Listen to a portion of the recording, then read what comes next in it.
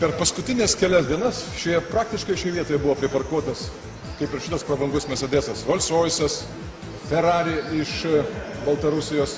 Ir ką daryti su tokių prabangių automobilių šeimininkais, kurie nepaiso kelių taisyklių ir kurie galvoja, kad jie turi teisų per daug. Matyt, tankas yra geriausia priemonė.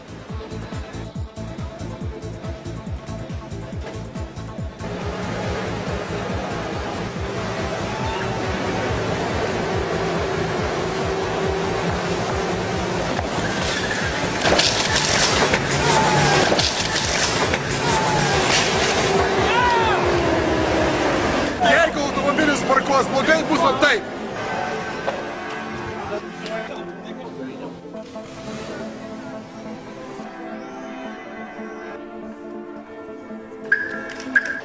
Sveiki, kitą kartą laikykitės kelių taisyklių. Pasistengsiu.